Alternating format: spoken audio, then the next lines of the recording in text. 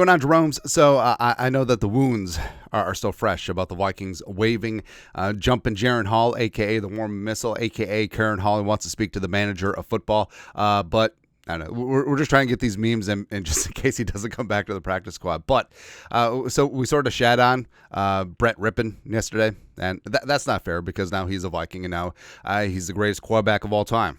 So we need to talk about him. So let's talk about Brett Rypien today. And also, he missed out on the nickname video, but we're going to call his nickname is Ass. Not because he's ass. It's kind of ass. But like we said, Rypien Ass. Come on, son. There you go. So let's talk about the Vikings' new quarterback today. Background, Brett Rypien, 28 years young, 6'2", 202, former four-star recruit from Spokane, Washington, the crown jewel of Eastern Washington. Right. And yes, he is the nephew of a Super Bowl winning quarterback, Mark Rypien. So there you go. So that would make him the cousin of the Lingerie Football League superstar Rypien, right? Because that was Mark Rypien's daughter. Pretty sure. Anyways, but record-setting quarterback at Boise State, senior season 2018, 3,705 yards passing, 30 touchdowns, 7 picks, and also he was teammates. It's been a while since we had a good back in the day. But hard-hitting Brett Rypien was teammates with Alexander Madison as well as Ezra Cleveland, old friends. They're basically made up the Boise State Avengers. Getting after things. I like it. His NFL draft profile. Now, should make your eye twitch a little bit. This is from Lance Erline, NFL.com back in 2019. NFL comp, Nick Mullins. And now that I thought about it for a while, I actually think that this Rypien signing is more about Mullins than it is about Jaron Hall, but we'll get into that. Draft projection, 7th round, priority free agent. Overview, light on measurables, but high in intangibles. Rypien's lack of size, mobility, and NFL arm talent makes it unlikely that he'll ever become a serviceable starter. What has a chance to save him is his football intelligence, accuracy, and consistency. He stepped right in as a freshman and proved he could not only survive, but thrive and grow. Troubling number of interceptions were due to lack of arm strength, so he needs to find a timing-based passing game in order to find a home as a back-end backup. Now, so Mullins, a lot of his interceptions is just like, I could probably fit it in there, and maybe that is a lack of awareness of arm strength, but I don't know. Like, does he have a hose for an arm like J.J. McCarthy? No. Strengths, comfortable and experienced playing from under center, smooth drop and setup, and works with good rhythm. Compact release, plays with above average football intelligence, games defenders into showing their hand. So overall, gritty, gutty, high football IQ, just doesn't have the arm. Probably a future offensive coordinator or head coach down the line. That's where we're currently at. And Rypien ended up going undrafted in 2019. Also, I like that 6'2" is undersized. As I'm just chilling here like 5'8". Hey, you're undersized, bro. But undrafted in 2019, spent 4 years with the Broncos, and yes, he had that famous sideline dust-up with Dalton Reisner. Just really funny, man. It's really funny to me. But also had crossover with Vikings coaches Curtis Modkins and Chris Cooper, the running backs coach and run game coordinator and offensive line coach, respectively, during his time in Denver. So they obviously have seen how Rypien works in the facility. Last season was with Sean McVay and the Rams. Had one start against the Greasy Green Bay Packers on November 7th. Lost and then was waived. You lost, bro. You out. Overall, just wasn't a very good game. But Seahawks picked him up for intel and then was placed on their practice squad, and then the Jets picked him up to finish out the season.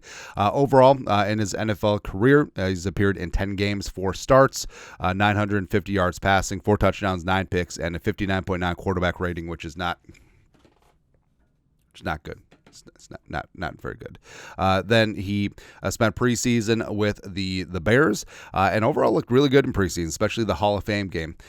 His preseason stats from PFF Vikings, 86.9 PFF passing grade, third amongst all quarterbacks, 24 of 34, 335 yards passing, 3 touchdowns, no picks, 73.5% adjusted completion rate, which I don't know what that means.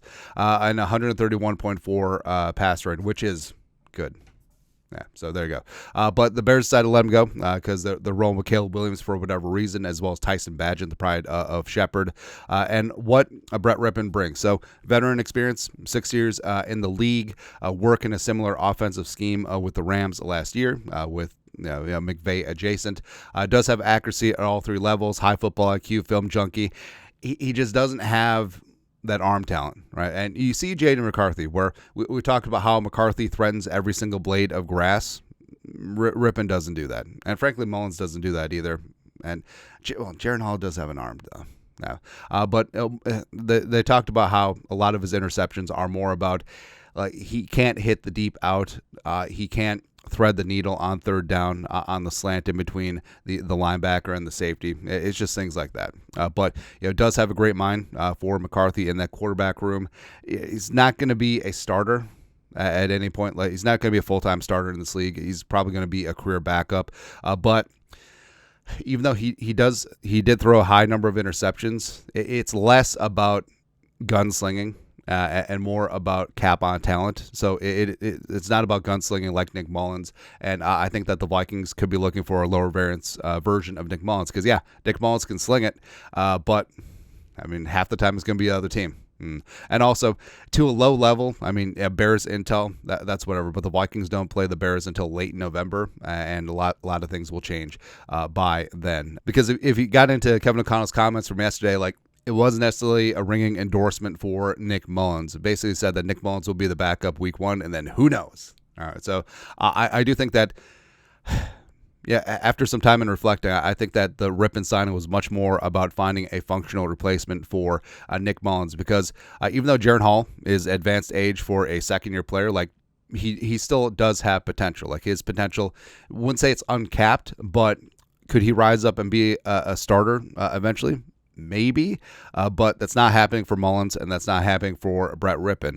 But having Rypien, high football IQ guy, probably a future coach long-term in that room with J.J. McCarthy, and also a guy that if he has to start, you don't have to worry about him just chucking into the other team all the time because he's a gunslinger like Nick Mullins, but a guy who can functionally operate within the offense and accurately distribute the football.